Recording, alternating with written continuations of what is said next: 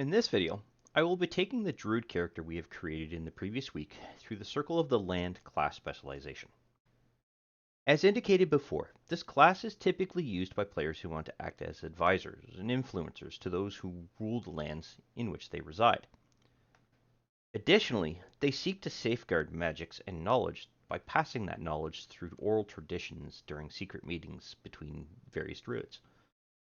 Given that air of a clandestine meeting in the middle of the night between two conspirators, and providing you, as a player, a huge role-playing option for your character. This class is perfect for anyone who wants a character that will almost be as comfortable in an urban setting as they are in the wilds, and has the need to seek out magics and knowledge specific to their task, because there's a good chance those are going to be discovered in research facilities and libraries and things like that. Something that a druid specific to being more comfortable out in the woods may not be able to access readily. While the druid is always going to be connected to land and nature in general, this class is best suited to those who might end up spending large quantities of time inside of cities and towns and other urban areas. Before I get into the class specialization, I would like to thank everyone who has been watching my videos, as we have now surpassed 500 subscribers. As I am hoping to get this channel's content out to a much larger audience, I would ask that if you do like these videos, please click that like button, as it does help expose this channel to a much wider viewer base. If, however, you are watching this video and are new to this channel, please subscribe, as I do release new content each week, and I have a large number of videos already on the channel that you might be interested in. Anyone who has watched my previous videos, however, may have noticed that I don't generally ask for anyone to do that. And that's because I don't want to put pressure on anyone to do something they may not be comfortable doing. So I generally put those requests at the end of my videos, because there's a good chance no one's going to see it anyway. However, at the same time, I'm not really doing this channel justice if I don't periodically remind my community how that helps the channel. However, I don't plan on changing my general video format to insert these requests into the introduction too often, and will most likely only do so when we've hit a certain milestone of some kind. So with that out of the way, let's begin to progress this character through the Circle of the Land class specialization. The first thing to note is that druids acquire their class specialization at level 2, unlike some other classes that get it at level 3 and a few classes that get it right off the start. So when I drag this particular class over on top of the actual class reference here on our character sheet, that's when we're going to receive our prompt that allows us to choose the specialization that we are going to cover today, and that is going to be the Circle of the Land. In relation to level 2, however, we are going to see a couple of things change. We are going to acquire a new feature called Wild Shape, as well as Druid Circle, and I'll cover those once we apply the level. Additionally, we'll have the ability to cast an additional spell, as we will acquire another spell slot. Right now we currently have 2. That's in preparation. As we can see, we now have 2. So with that, I'm going to drop our level into place. And as we can see, we've now received our class specialization prompt, and I'm going to choose Circle of the Land. There are, however, a couple of things that we will cover first. And that is going to be the 2 features that we acquired from our class specialization.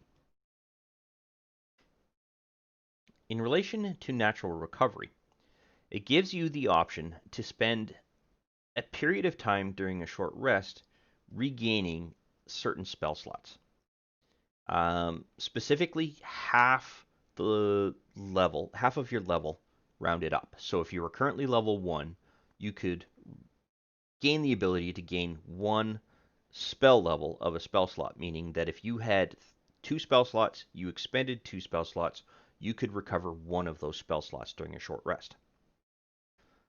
A better example that makes this a little bit easier to understand is that if you are level 4, you could recover up to 2 spell levels of spell slots. And what that means is that you could recover 2 level 1 spell slots or 1 level 2 spell slot. This really isn't something that you as a player are going to action unless you're actually in a rest period. So you can generally just simply expose this feature at the time of use to the DM just simply by dragging this from your ability sheet and dropping it into there. But those of you who have watched my previous videos know that that's not generally how I do things. Whenever you have information that you may need to present to the Dungeon Master, I typically recommend that you include that on your actual actions page, because it's generally something that you're saying, "Hey, DM, I'm doing this," and I generally like to call that as an action of some kind. So this is going to be Circle of the Land for our power group. This way, all you have to do is simply click that, and then you will show the Dungeon Master that you are in fact using that feature. If, however, that Dungeon Master goes, "Oh, I don't know what that does," because they may be new, they may not necessarily be familiar with all of the rules or all of the features. I know that despite all the experience that I have, I don't know everything yet around Dungeons and Dragons. So there are still periodically times when I have to go through and look something up. And to make it easier on the Dungeon Master, you just simply do that. So it doesn't matter whether you do it from here or whether you do it from here. But I generally request that it gets added to the abilities, or sorry, the actions page, simply because of the fact that there's now an audit trail, if you will, to state that you had used that particular feature or skill. In addition, if someone later takes these chat logs and happens to create a story out of it, they have a fuller picture as to what it was that occurred during that particular campaign. Because these chat logs are persistent, they stick around. So that goes over natural recovery. In relation to this, it should be fairly clear as to what it is that you're getting the ability to do. You're essentially gaining an extra cantrip. So the best place to look for your cantrips is going to be in your spell section, and that is done under spellcasting. When you open up this page, what will happen is that you will typically see a class-specific table selection. So if you click on that, you'll get a list of all of the spells that are specific to your particular class, generally your base class. So in the case of a wizard, you would see wizard-specific spells. In the case of a sorcerer, you would see spells that a sorcerer has the ability to cast. In the case of a druid, it's the same thing. We don't need that.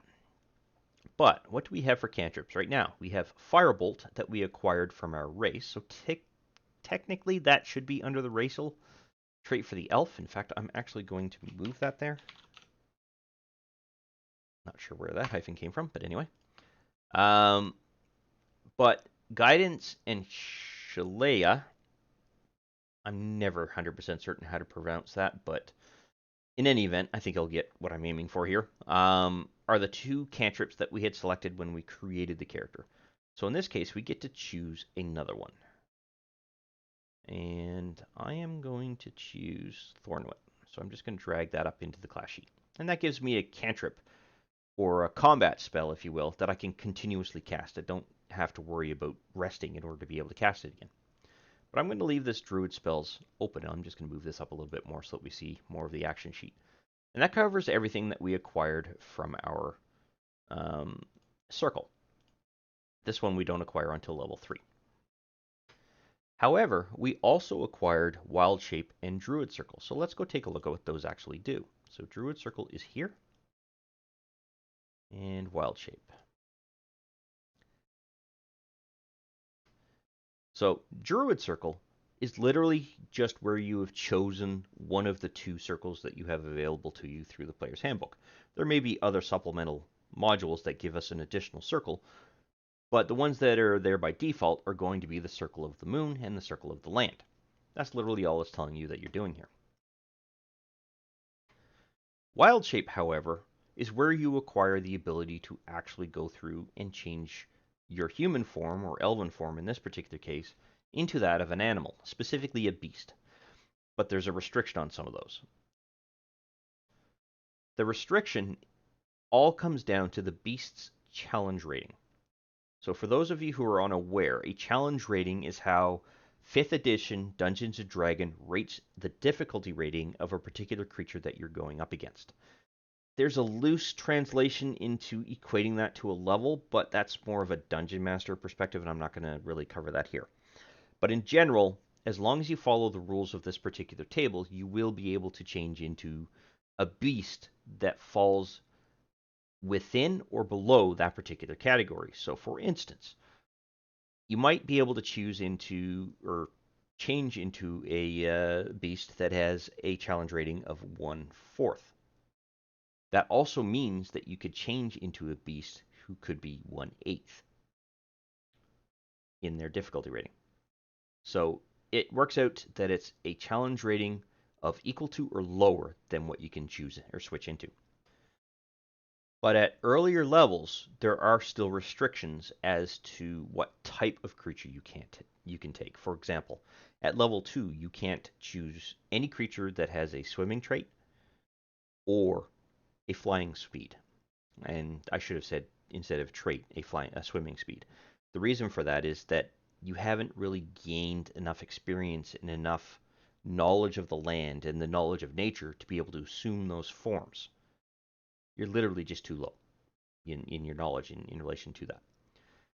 So you won't be able to fly, you won't be able to swim, unless the animal is like a wolf and it can dog paddle, for example. But you wouldn't be able to switch into a fish or a turtle, nor could you switch into a hawk or an eagle. You get the ability to do that later on. So at 4th level, you lose the restriction on swimming. You can now switch into anything that has a swimming capability, such as fish, turtles, and what other wildlife or beasts exist that contain that particular trait or feature. But you still can't fly. You only gain the ability to fly at level 8. So that is something that we'll want to keep an eye out for. Now the other thing is that even at level 8, if you wanted to, you could still switch into a creature that has a challenge rating of 1/8 or 1/4 or 1/2. You're not restricted to that challenge rating of 1. So you still have you essentially gain a wider spectrum of creatures that you could switch into or switch shape into. You're not losing any ability that you had prior, essentially is what I'm saying. The one thing that you as a player might be asking is, well, how do I get at the information of a particular creature that I actually want to switch into? Well, that's actually fairly easy. Once you're out of the character creation phase, you're now going to be in something called a playing phase. So when you first launch Fantasy Grounds, by default, it thinks and assumes that you're going to be in a character creation phase. So it presents the buttons that it thinks you're going to need.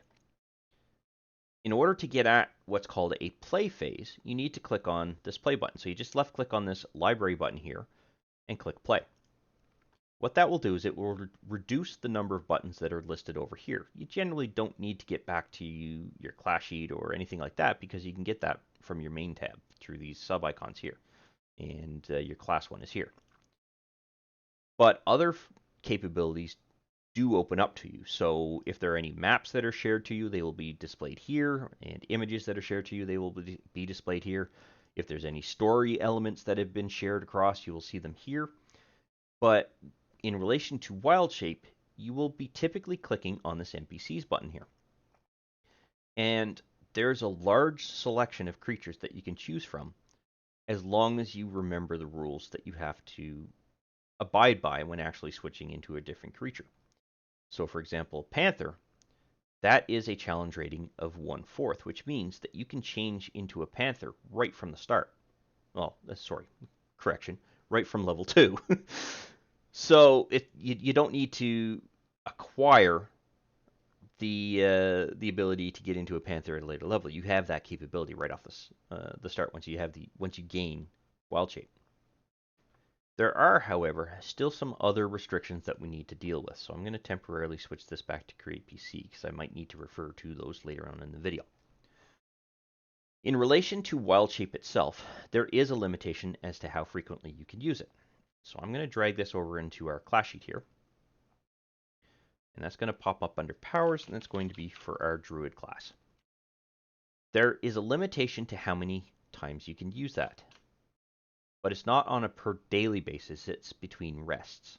So you can use this twice between short or long rests, and you can see that in this particular sentence here. So you can use this feature twice, and you regain expended uses when you finish a short or a long rest. The next thing to note is the duration. So when you assume beast form, you are restricted to how long you can be in that form. And that is equal to half of your druid level rounded down. So in the case of level 2, you can remain in the particular beast form that you have chosen for 1 hour. And that's rounding down. When you achieve level 3, you're still restricted to 1 hour. But as soon as you hit level 4, you can now do 2 hours. So it's half of your level rounded down. So that way, if you're at a level that is always odd numbered, such as 9 or 7 or 5, it's essentially going to be the equal duration of the previous level that you had acquired. So level 5, you would have the exact same duration as that of the level 4 character. At the case of level 7, you would have the exact same duration as a level 6 character. That kind of thing. But there is sort of a little bit of a way around that. Let's say you've used one use to change into the shape of a wolf. You're at 59 minutes into that form. You could expend your second use and remain in wolf form. You don't change. You don't sort of like start progressing back to your normal form and then start changing back to your wolf form. That's just not how it works. You can simply make the decision to remain in your wolf form as long as you have a use that you can expend.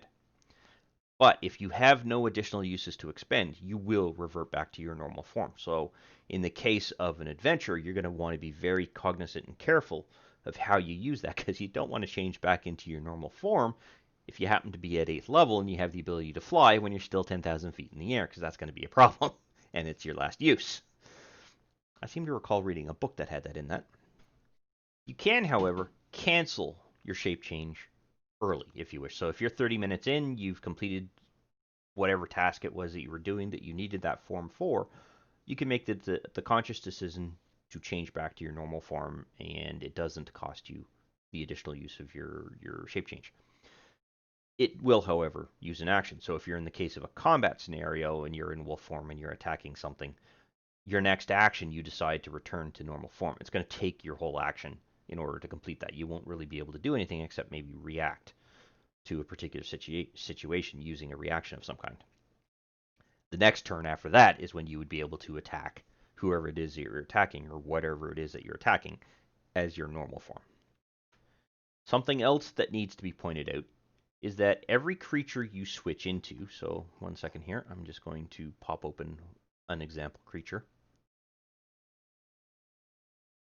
And let's go with a lion. Oh, that's a challenge rating one. So let's go with the panther again.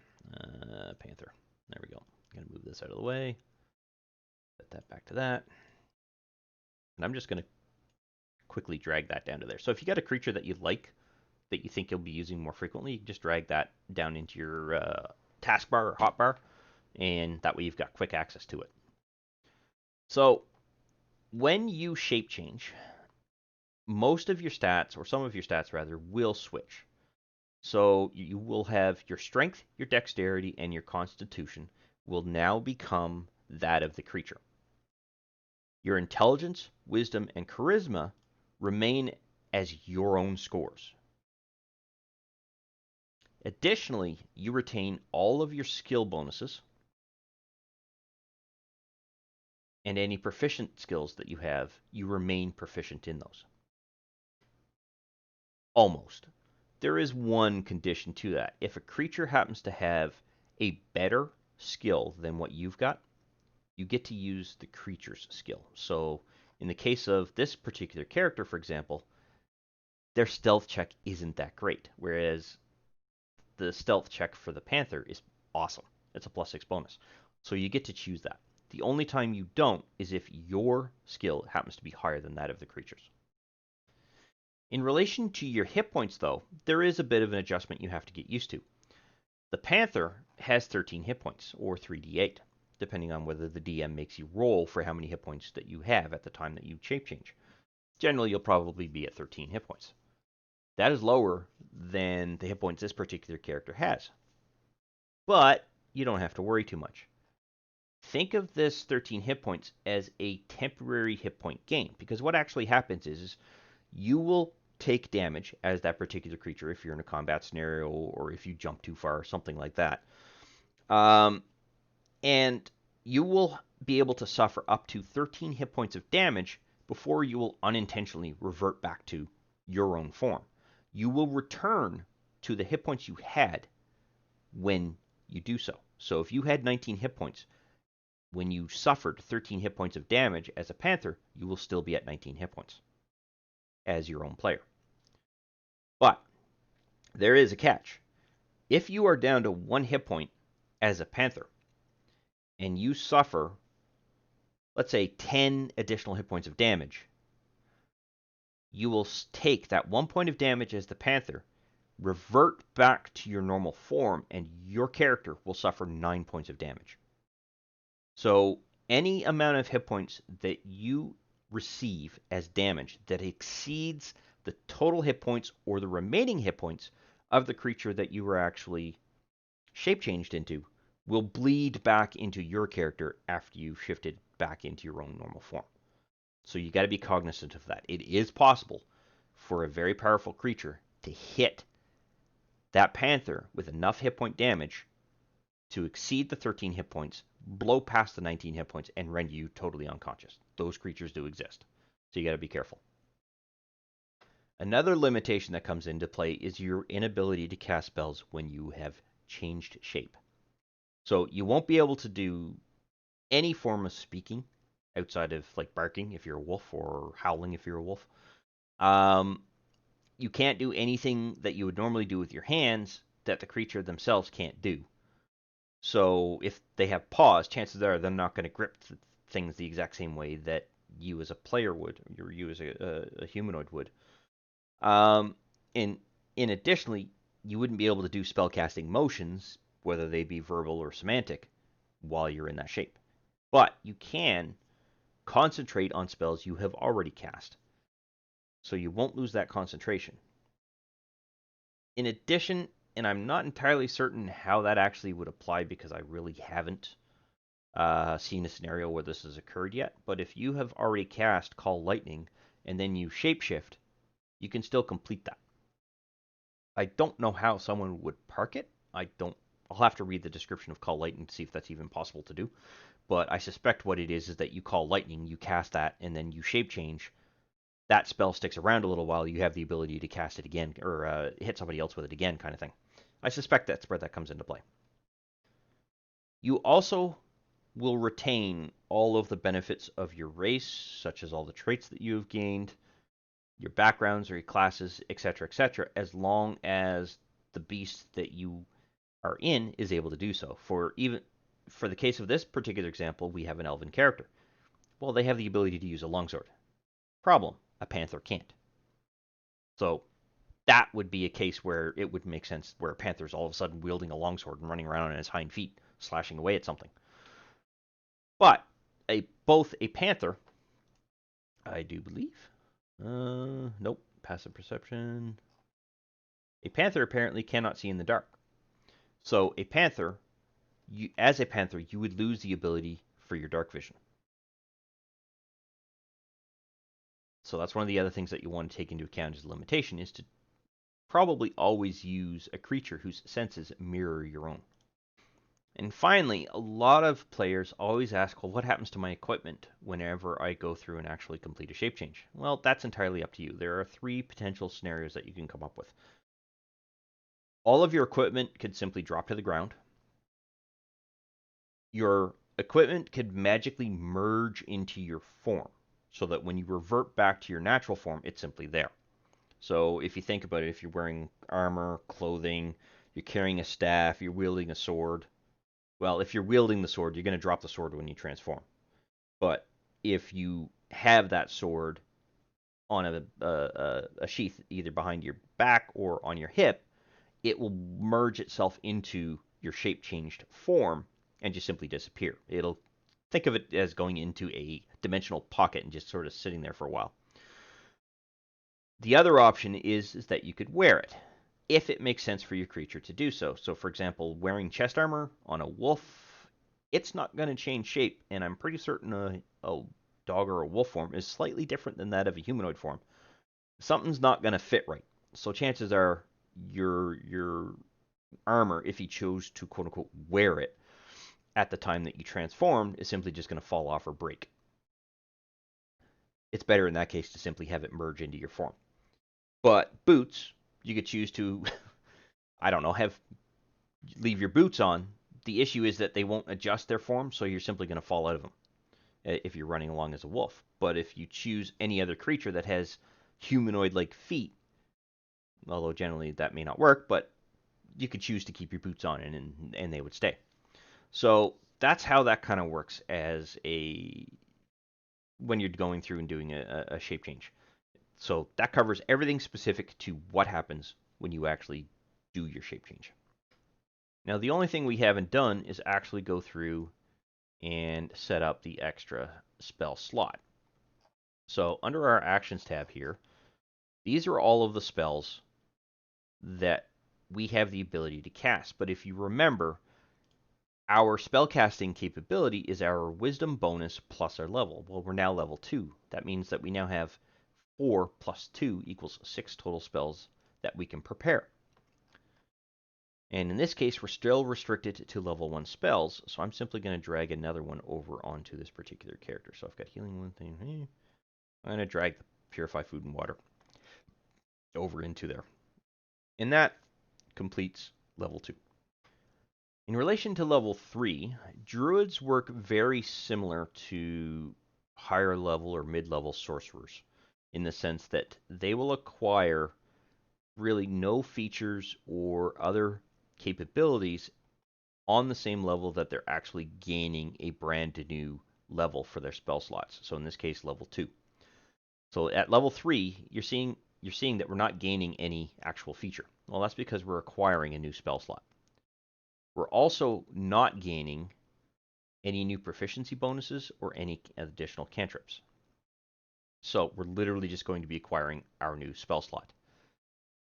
Which is kind of funny, because at level 3, we do gain circle spells. So I actually think that this is a bit of a mix-up. But we'll go through this and take a look at this here in a second. So the first thing I'm going to do is actually drop this level into place. Now I have the ability to actually make use of our new spell slot. But wait, you might be asking, this thing is saying that at 3rd level, 5th level, 7th level, and 9th level, we gain access to circle spells. Wouldn't that take up one of those spell slots? The answer is no. The reason for that is that those circle spells do not count against the number of spells that you can prepare each day. It is simply something that is always there. It does, however, count against the number of spells you can cast per day. So, essentially what you're doing is you're gaining a bonus spell from your preparation list, but still being restricted to your actual spell. What I mean by that is your actual number of spell slots that you have. So, with that, the first thing I'm going to do is I'm going to choose my first 2nd level spell. So I'm going to minimize those two, and all I'm doing is I'm left clicking on the black border here, or black banner, and it's reducing the actual category there. I am going to choose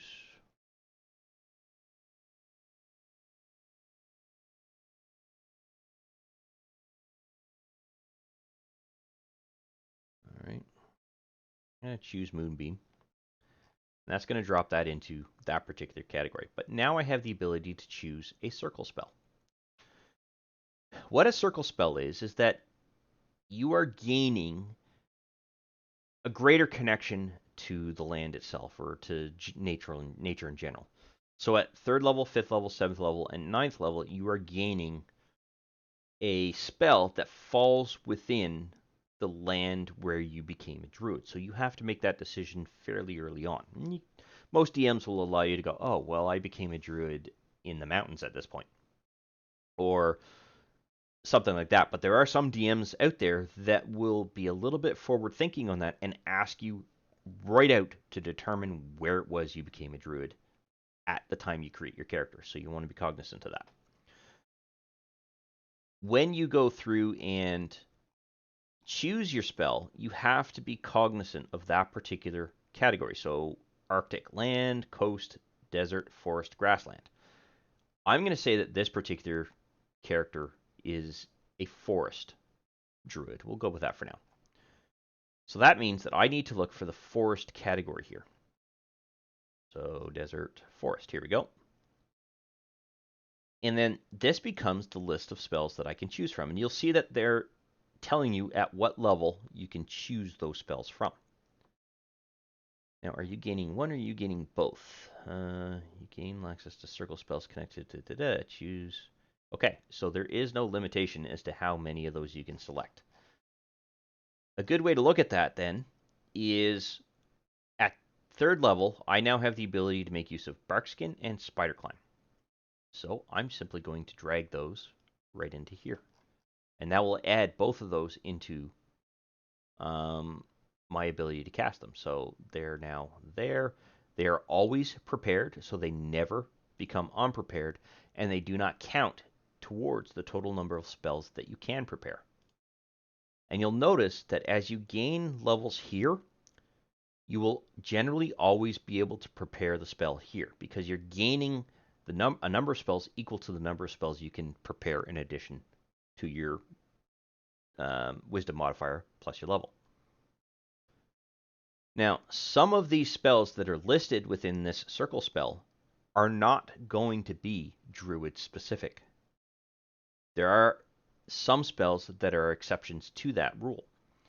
However, because it is a circle spell, you are gaining it as a Druid spell, which means it will function as you would expect it to, even if it might happen to be coming from the wizard groupings or from a sorcerer's grouping or a clerical grouping.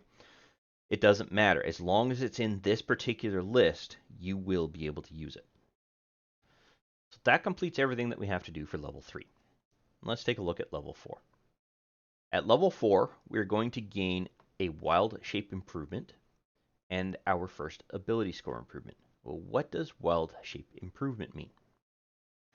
Well, before we get to that, let's go through and apply our level. Now you'll see here that wild shape doesn't gain any additional change here. And what I mean by change is that there's no additional ability or feature added to this particular list. In addition to that, we're not gaining any additional indication in our table as to what got changed for our wild shape. Well, what's happening here is our wild shape improvement is referring to our ability to actually shape change. So you'll see here at 4th level, we have now improved our max CR value that we can switch into. So for example, we went from the ability to just simply change into wolves and equivalent classed creatures or lower class creatures when it comes to their challenge rating. Now we can change into a crocodile or a wolf or any other creature that falls under or equal to 1/2 in their value of their challenge rating. That's what they mean by the improvement. The next thing that we have to deal with is our ability score improvement. Anyone who has seen a previous video where there has been an ability and score improvement is going to know what I'm about to say next. And for those people, I apologize. I may start sounding like a broken record. Essentially, you have 3 options when you're looking at ability score improvements. The first option is that you can take one of your abilities, that's your strength, dexterity, constitution, intelligence, wisdom, and charisma, and increase that ability score by 2 points. So for instance, I could take this 12 for my strength and increase it to a 14.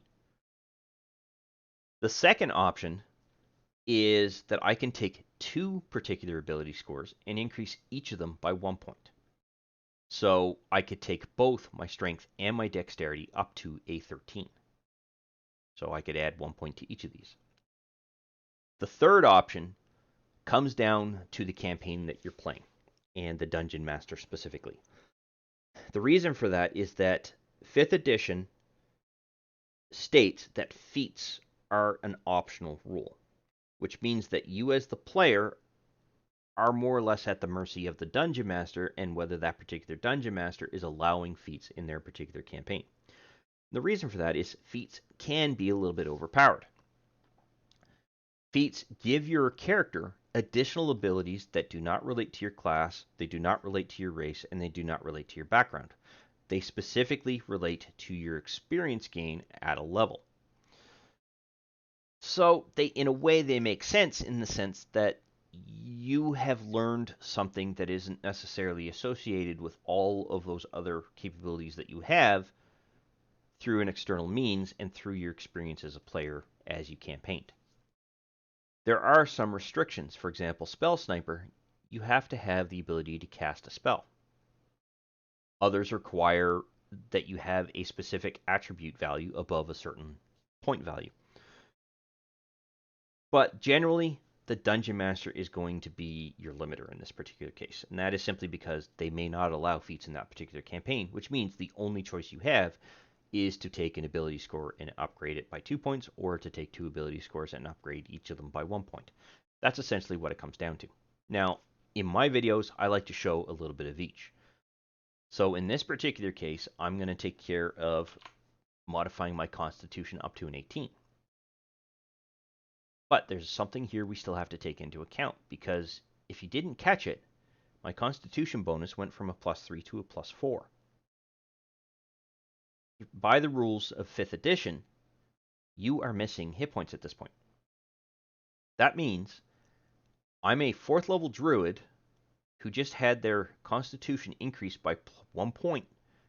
That tells me I am missing 4 points total. And that's simply you take the modifier gain, so in this case a +1, because we went from a +3 to a +4, and you multiply it by your current level after you have changed your level. So essentially, the level you acquire the ability score improvement is the level you're multiplying against. So in this case, we gained that ability at level 4. That's when we made our adjustment to our Constitution to make the adjustment to our Constitution modifier bonus. Therefore, we're multiplying by our 4th level. So in this case, I can add 4 hit points to this particular character, bringing me to 39 hit points. We are, however, not quite done. Let's just check to make sure that at 4th level, we aren't gaining another spell. We are, in fact, gaining the ability to use an additional spell slot. Okay, but if you recall, our spellcasting modifier says we can prepare spells equal to our wisdom modifier plus our level. So we can now do 8 spells prepared, subtracting the 2 spells that we acquired from our circle spell. So in this case, that would be Barkskin and Spider Climb. So that means I can now add an additional spell here and prepare it. So I'm still restricted to 1st and 2nd level spells. I'm going to do Pass Without a Trace. That's always a fun one. It really ticks the Dungeon Master off sometimes. Not me. I use it on one of my own characters, and I love that spell. Anyway, I can now go back to my preparation tab here and prepare that spell. That, in fact, does complete level 4. At level 5, we're going to be gaining our first proficiency bonus increase, as well as our ability to know additional cantrips. So we're gaining a +1 to each of these. We are also gaining our first 3rd level spell slot in addition to our circle spell. Let's have a look at actually applying this level first. Okay, now we don't have to do anything in relation to our proficiency bonus increase. That's automatically going to be calculated for us, and all of our proficient skills, as well as our proficient saving throws, will see an increase. We do, however, need to choose a cantrip, so let's do that first. And open this up. We are on cantrips. Cantrips, they are there. Okay. Apparently I can't speak English today or read English rather, because I could not see that. Druidcraft. Yeah, we'll take that. Alright, so that is our cantrip taken care of. We also gain our first 3rd level spell. So let's minimize level 2, minimize cantrips. I'm going to choose... This is a tough one.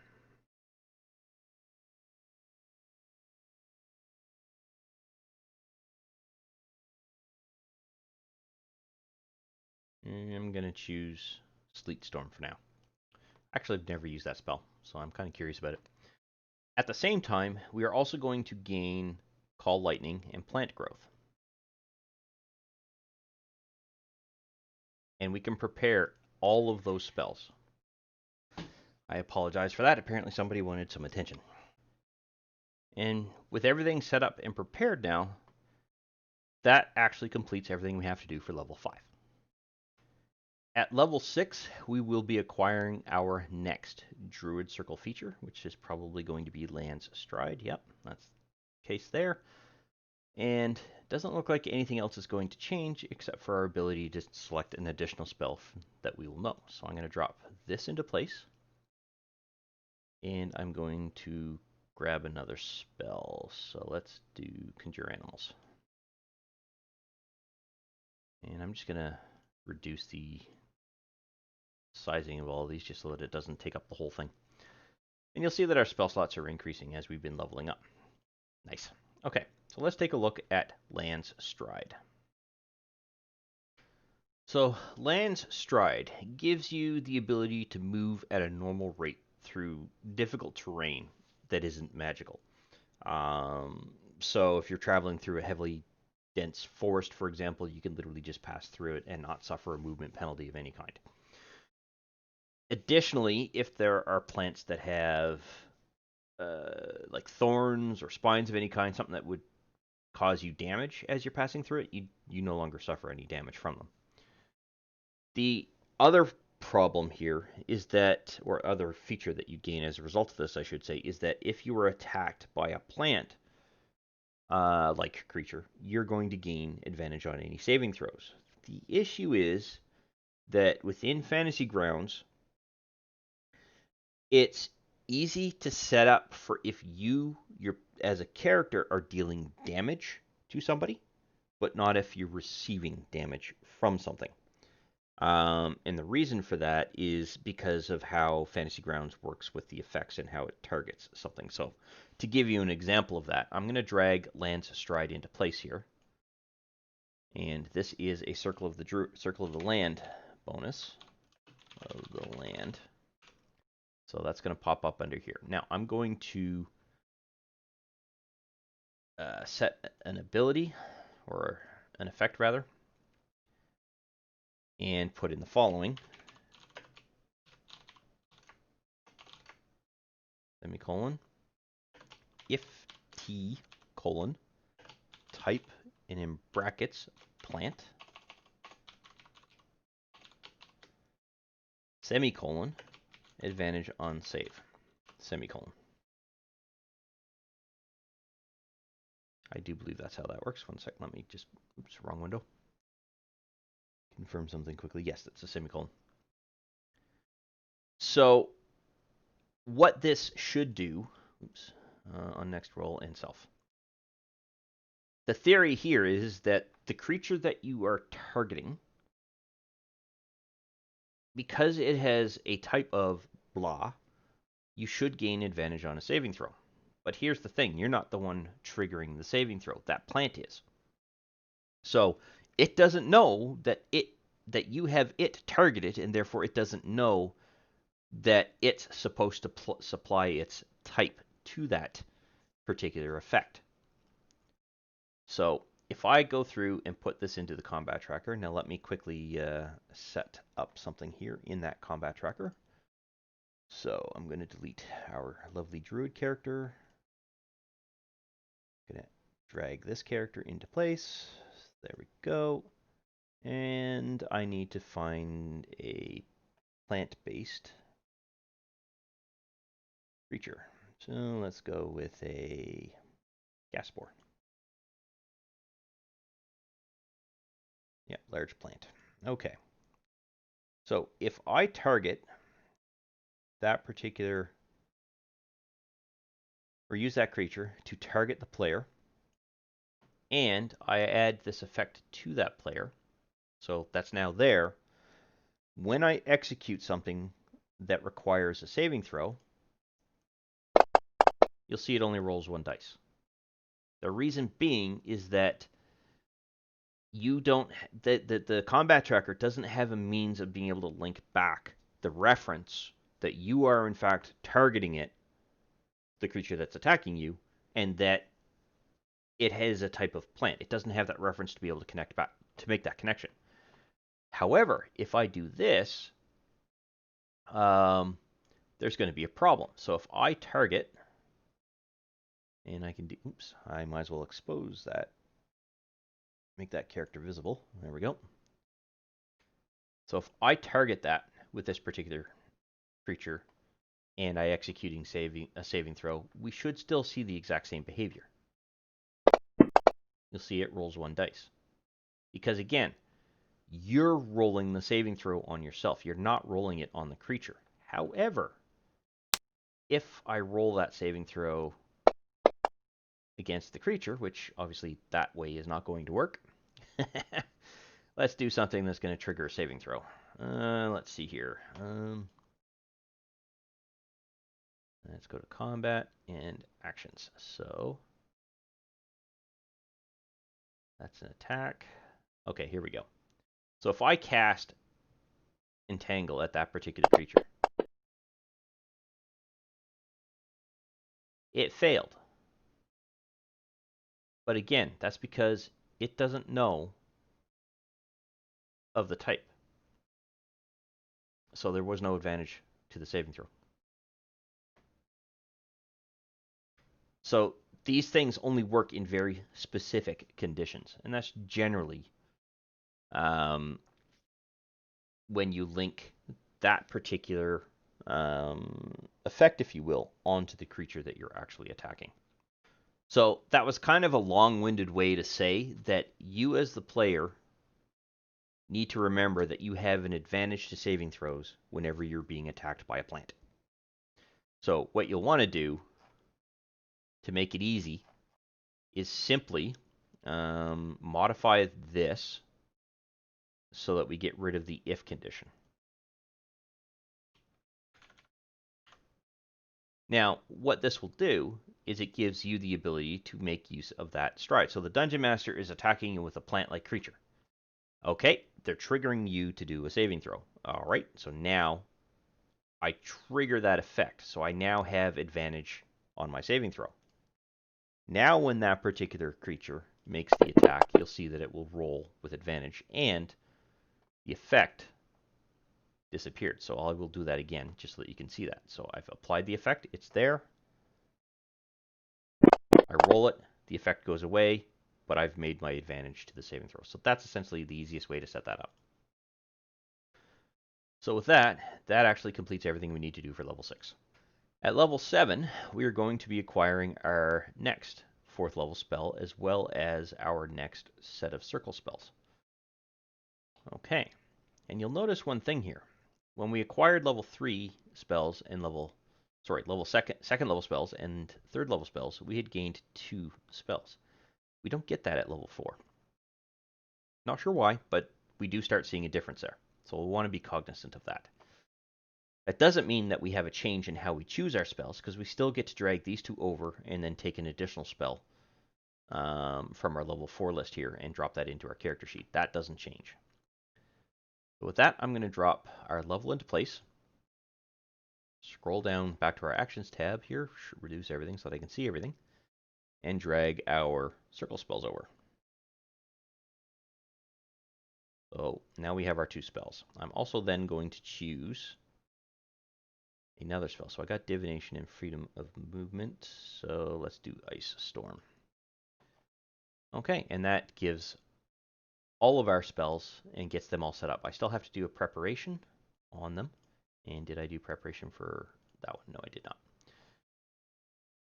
And that is everything for level 7. At level 8, we are gaining our next Wild Shape improvement, as well as our next Ability Score improvement. We are not gaining any additional cantrips, nor are we gaining any additional proficiency bonuses here. We do gain an additional spell slot for level 4, and we do have the ability to pick another spell. So I'm going to quickly drop level 8 into place, take care of the spell first, Go with Wall of Fire. So this one's all about ice and fire. And then we'll take a look at Wild Shape Improvement. As previously covered, when we became level 4, we're not gaining any additional feature here that's related to Wild Shape. What we are doing is now unlocking the ability to change into challenge rating 1 creatures as well as flying creatures. So at level 4, we gained the ability to transform into 1/2 challenge rating creatures and swimming creatures, but we were still restricted on our ability to choose a flying creature. That now goes away. So the only limitation at this point is the challenge rating. We can now choose a creature that can swim or fly and is a challenge rating of 1 or lower, in addition to the normal beasts that can already run around and not necessarily swim or fly. So that takes care of Wild Shape. Our ability score improvement, well, in this case, I'm going to take my Constitution and my Wisdom and just simply increase both of those by 1 point. And I've done that intentionally because what we can see here is we have not had a modifier increase in relation to our Wisdom or our Constitution, which means we're not making an adjustment to any hit points because our modifier bonus didn't change. It stayed as +4. And that is everything we need to do for level 8. For level 9, we are gaining our 5th level spell slot, and we are gaining the last 2 circle spells that we are going to acquire from this feature. Let's drop this into place. So I'm now level 9. I'm going to take care of our circle spells first. And I like to do that just so that when I'm choosing an actual spell, I don't unintentionally take the same spell again if it happens to be a Druid spell by default. I'm going to choose Mass Cure Wounds. And this is why another reason why Druids sort of work an awful lot like a Cleric, because they do gain the ability to heal things, in addition to the damage and other spells that affect nature. So it's a nice capability to have. You're kind of a nice blend of both combat and sustainability spells, if you will. In addition, at level 9, we gained our next proficiency bonus increase. But once again, we don't have to make any adjustments. That's automatically taken care of for us. So there's nothing else that we have to deal with there. Which means we can now close out this circle spell section, and we are now complete with level 9. At level 10, we will be acquiring Nature's Ward, in addition to an additional spell slot and the ability to prepare another spell, which I keep forgetting to do. I wish this would not switch out of the preparation mode when you're dropping a spell in. In fact, this should not switch whatever mode it's in anyway, in my opinion, but that's something I've not yet really raised with Smiteworks to see if that's something that they can do, or sort of even try to gain an understanding as to why they do it in the first place. All right, so we are now at level 10. I'm going to drop that into there.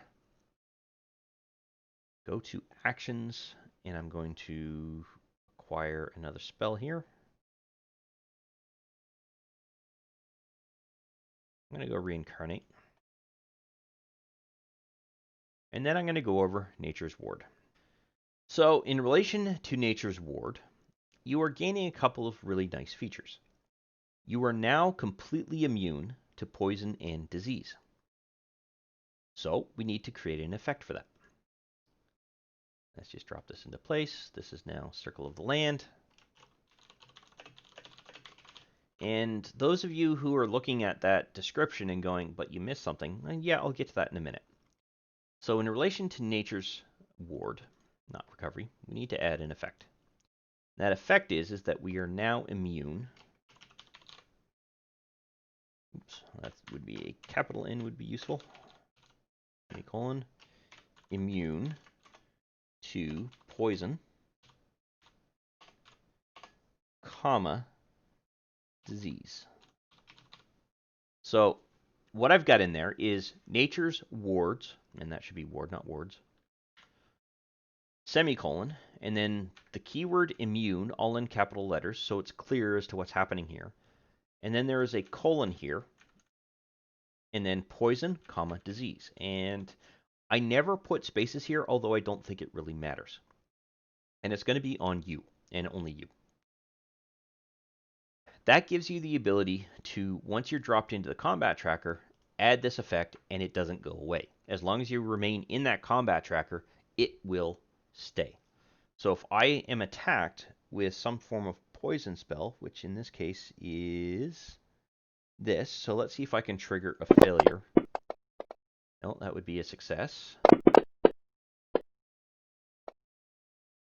Okay, so that is a failure. Now, the damage type of this particular spell, which is Death Burst in relation to the gas spore, is a poison. So if I do 3d6, it should show up as immune. Interesting. I still took damage. That shouldn't have happened. And why is that? 3D damage, 3d6 poison. Did I misspell poison? P-O-I-S-O-N, P-O-I-S-O-N. Okay. So, for some reason, that didn't work. Let's back out that damage. Alright, I managed to figure out what it was. For some reason, disease is not a keyword that Nature's Ward actually takes. So you just simply have to have poison in there, and then it will work. So you'll see here that I did 0 damage, even though I rolled, what was the total damage here? 16.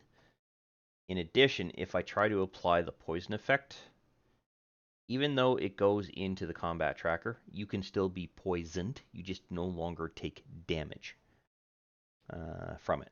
So that's essentially what's happening there. So this is working the way that I'm expecting it to now. Now, back to the other side of things here, you can't be charmed or frightened by elementals or fae. That again comes down to the same thing that we dealt with earlier. You can't, if you're attacking a creature or doing something to a creature, you can easily set up a type check so that when damage or an effect is done by you to that particular creature, the condition would apply, and therefore the damage or the saving disadvantage to the saving throw would apply, that kind of thing. However, when it comes to setting up an elemental or a plant type creature or a fey type creature in that they're doing damage to you, you simply have to make sure that you have the advantage on saving throw effect added or enabled, if you will. So the easiest solution is just simply to make the addition, set up Nature's Ward, semicolon, and a ADV save, excuse me, so that it's on yourself and it expires on the next roll. That way, when you know that particular type of creature is making either a charm or a frightening, or a casting a spell or doing something that's going to either charm or frighten you, you can simply apply the effect before that roll takes place and gain the advantage on that particular roll. That's literally all you should have to do. The last thing we have to do for level 10 is to ensure that we choose our last cantrip. So let's go to the Actions tab here, expand out cantrips, see what I have. Just going to go with Mending, that's always useful. And there we go. So that deals with our cantrip. And that actually completes everything for level 10. So in relation to level 11, we are literally just going to be gaining a level 6 spell slot and our ability to choose a level 6 spell from our list. So let's drop the level into place here. We are not gaining any additional proficiency bonuses. We are not gaining any additional, cantrips. So let's just worry about adding our spell to our character sheet.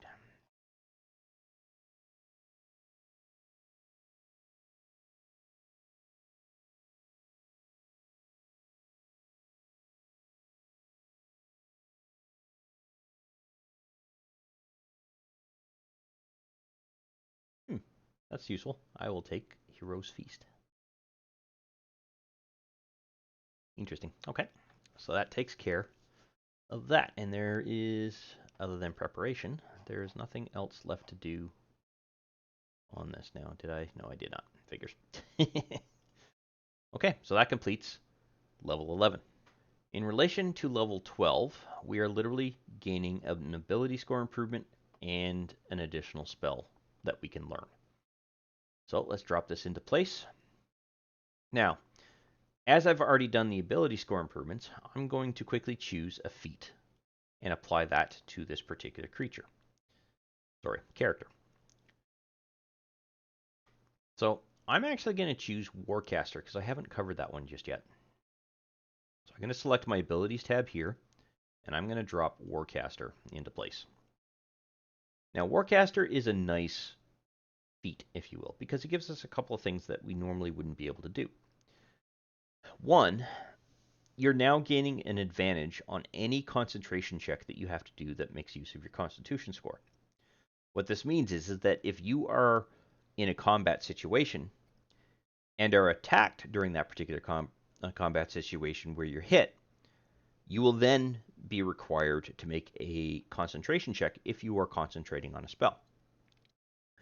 With this capability, you now gain the ability to gain advantage on that roll. You don't necessarily get to prior to that. Another benefit is that if you have a spell that requires the use of semantic components, even if you are now holding a weapon or a shield in any one of your hands, you can still do so.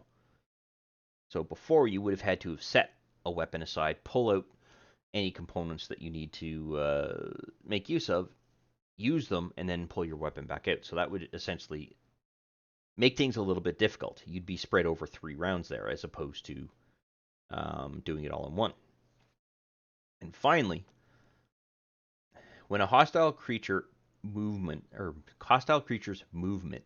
provokes an attack of opportunity, instead of just using a melee weapon, you can choose to use a spell as your reaction as opposed to just a melee type of attack, which is typically what is used. So theoretically, you could cast, like if you were a wizard, Burning Hands, or Magic Missile at the creature, or even a Fireball if you really wanted to, although I don't know why you would with that proximity. But anyway, that's what Warcaster gives you the ability to do, and I have no idea why my voice is cracking. So that is everything we need to do for level 12. At level 13, we are going to gain an additional spell slot. And you'll notice that the higher our levels, the more often we are losing or not gaining spell slots. So I wouldn't say we're losing spell slots, but we're not really gaining any additional spell slots here. So we've gained one here, but at this level, we don't gain any additional spell slots at level 14. It's only level 13 that we gain our next spell for level 7. But at level 14, we don't gain any additional spell slots. We do, however, still gain the ability to prepare an additional spell. So, let's take a look at level 14 and add that. Sorry, we're at level 13. My apologies. Let's take a look at level 13. Alright, so I've now applied level 13. Let's go ahead and choose our spell. So that's level 7. Yep. Firestorm. That's always a fun one. And that is literally everything we have to do for level 13. I should state that that's everything we have to do, even though we've gained an additional proficiency score. There's nothing we have to do in relation to that, because all of our bonuses have automatically increased on their own. At level 14, we will be acquiring our last Circle of the Land feature. So let's pop that open and set that aside. We are not gaining an additional spell slot, but we are still gaining the ability to cast an additional spell. So let me drop level 14 into place. I'm going to bring over Regenerate. And then I'm going to take a look at Nature's Sanctuary. So Nature's Sanctuary essentially is the equivalent of many computer games' change where if you're in a heavily wooded area and there's a lot of beasts there, they all of a sudden no longer attack you. or at least they have resistance to do so. They have to have a reason to do so. So with Nature's Sanctuary, you are now essentially connected to the land as much as you're going to get a connection in relation to nature from the perspective of your class specialization. Animals and plants will pick up on that and will be extremely hesitant in their attacks against you. And what this means is they are now going to be required to either make a wisdom save or a decision on whether they attack you, because they are going to be aware of this effect, if you will, before they even make the decision to attack you. So they can either choose to no longer attack you, or if they're being pushed to attack you by some other, like a charm spell, or they're beguiled in some way, shape, or form, then they will be able to make a wisdom saving throw to potentially resist that decision. If they themselves consciously choose to attack you, they are also forced to make a wisdom saving throw. However, if they succeed on that saving throw, they will be immune for up to 24 hours from that effect ever happening again. So they will be able to attack you, and they can continue to do so for a full 24 hours before they would have to make an additional wisdom saving throw to see if they've made a decision as to whether they're not or are going to continue the attack. That's essentially what it comes down to. In addition, if a creature fails their saving throw and still attacked you, they automatically miss. So it's like they're doing it just because they're being told to, but they're not really putting any effort into it, is what it comes down to. What this does do is it requires an action of some kind. Now, it requires either an action on your behalf or an action on the DM's behalf to force this wisdom saving throw. However, this spell already comes with this, or sorry, this feature already comes with this feature or this capability in place. So, Circle of the Land. So I'm going to move that to Circle of the Land. And even though it says a Wisdom DC of 8, all you have to do is click this magnifying glass, and it will automatically update to be the value it should be. And you don't have to worry about anything else. It's just that when the feature is dropped into place automatically, it doesn't necessarily get that calculation handled appropriately just yet, if you will. And so you just need to make sure you click on that and it will pop that open. There's also no restriction as to how frequently it can be used, except for the fact that the creature will gain an immunity against that effect for up to 24 hours if they have succeeded on their saving throw. But I had forgotten to prepare those spells. That's all I was doing there. So with that in mind, I do believe that completes everything that we have to do for level 14. In relation to level 15, we are gaining our ability to select an level 8 spell, and that's pretty much it. So let's drop our level into place and minimize those. Switch back to the Actions tab. I can close that now. And gotta have Earthquake. Everyone's gotta have Earthquake. That is such a damaging spell. Plus, it knocks everything prone, although I'm not entirely certain why they have prone here twice. But anyway. And that is everything we have to do for level 15. At level 16, we are gaining our ability score improvements. So I'm going to drop this into place. I'm going to increase Constitution by 1 point and our Wisdom by 1 point to bring us up to 20 for both of those. And I am also going to modify +1 by 16, so I'm going to add 16 hit points to this particular hit point. So that's 57, 163? Yeah, 163. Okay, and that takes care of everything that we need to do outside of our spell selection. So I did not prepare that previous level, which seems to be a non-surprise to anybody. There we go. I think that's the first level I've actually prepared that in advance. And that completes everything we need to do for level 16. In relation to level 17, we are now gaining our first level 9, and I think it's our only level 9, yep, only level 9 spell slot. So, let's drop it into place. Go back to actions here, and choose a level 9 spell. Storm of Vengeance, there we go. Now, it doesn't mean that we aren't still going to be able to acquire any additional level 9 spells. We still have 3 additional levels that we're going to be gaining. That means we can choose any one of these additional spells. So we could actually theoretically have all 4 of the level 9 spells. But, having said that, that does complete level 17. At level 18, we are gaining a couple of new things. So we are gaining Timeless Body and Beast spells, and those will be Druid specific features. We have also, as of level 17, acquired our last proficiency bonus, but once again, we don't have to do anything. They're automatically added to our proficiencies and our skills, or our proficient saving throws and our skills. So, I'm going to drop this into place. Pop open Beast spells. And pop open Timeless Body, so that's down here.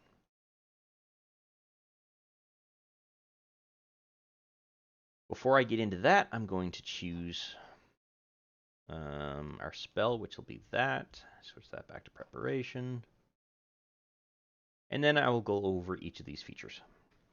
In relation to Timeless Body, this is really only going to be useful for players who are able to take their characters through multiple years of campaigns. And I don't mean our physical world years, I mean in-game years of a campaign. The reason being is that you are now aging approximately 10 times slower than everyone else on the planet.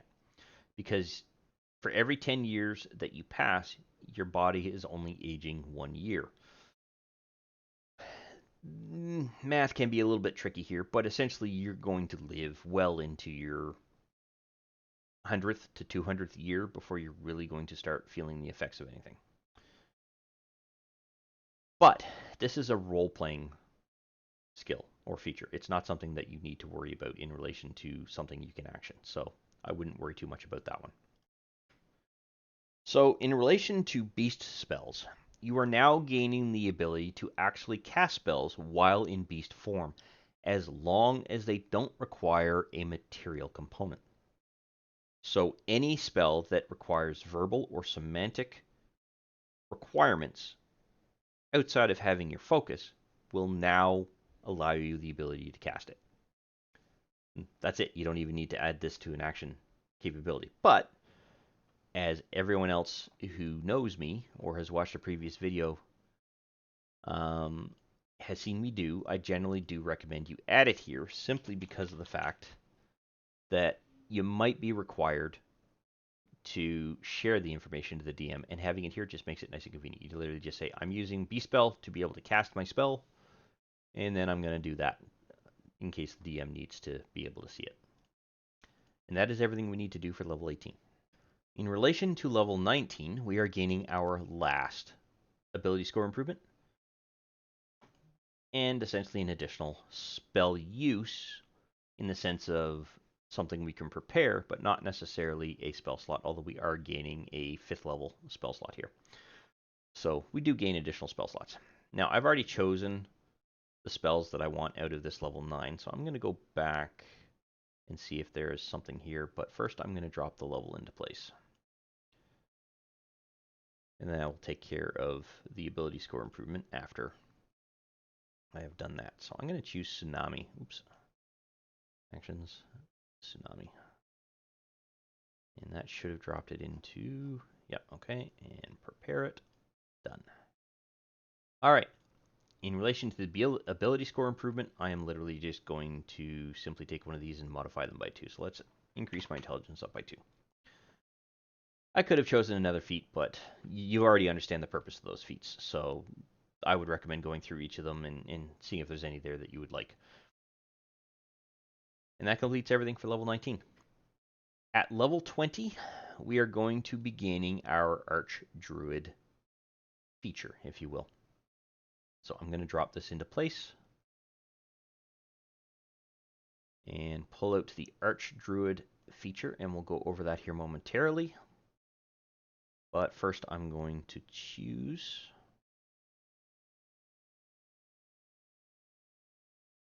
that could be useful. So I'm going to drop that into there, and that is the last of the spells that we get to select. So, in relation to Archdruid, there are a few things you are now gaining the capability of doing. The first is that there is no longer a limit to how many times you can make use of your wild shape ability. So you can actually zero that out and set that back to daily. And that gives you the ability to shape change anytime you want throughout the course of your campaign. And you can do it multiple times throughout the duration of your day. Now, keep in mind, you are still restricted to 10 hours of a shape change, but because you no longer have a limitation, you can essentially use it in perpetuity, or in perpetuity, whatever that word is. I can't think of it. Anyway, you can laugh. So you can essentially say, I'm at my 9 hours, 59 minutes into the shape change. I'm going to keep this shape and use my wild shape ability again to go another 10 hours. Now, granted, you as a player or you as a character still have to rest at some point, so chances are you're not going to remain that shape all day. But you could potentially travel much longer distances as a result if you happen to choose a creature that is able to go faster than what you normally can do as a person and can't teleport around. The other thing, you are no longer restricted to material restrictions when you are in beast form. So your spells no longer require verbal or semantic components as well as any material components, which means you now have the ability to cast those spells in beast form regardless. And it says so right there. You gain this benefit in both your wild form or your natural shape. There is one restriction to that, though. If a spell has a cost associated with their material component, you still have to have that material component available. I know that there are some spells that have those out there. I'm not so much certain on spells related to druids, but there are definitely spells for other classes that require a cost associated component to be there, and you can tell that by if there's a dollar sign or a dollar amount or a cost amount next to the spell. And give me a minute, I'll go see if I can't find one. So an example of that is where you see this description under the components list. So a sprinkle of holy water and diamonds worth at least 25,000 gold pieces, which the spell then consumes. That is a perfect example of a spell where you cannot ignore the material component. So you have to have you could potentially ignore the holy water, but you have to absolutely have the diamonds worth at least 25,000 gold pieces in order to cast this spell. That's what this comes down to, or what that restriction applies to, I should say. And with that, we are actually complete with this particular character and getting him through, or her through, I should say, all the levels up to level 20. I hope you enjoyed this video, and I hope to see you in a future one. Thank you. I wish to thank you for taking the time to watch this particular video. I hope you found it informative and useful to familiarizing yourself with Fantasy Grounds in general, and that you had fun in the process. If you found the video useful and you liked the content of the particular video, go ahead and click that like button to let me know. And if you have any questions specific to the topic covered by this particular video, or just have some comments in general, please feel free to post something in the comments section, and I will do my best to respond to any questions that are asked. Additionally, I do release content quite regularly, and it's generally specific to Fantasy Grounds or 5th edition Dungeons & Dragons at this time. So if you'd like to be notified when new videos come out, go ahead and subscribe and click the notification bell to ensure that notification is sent to you when I release a new video.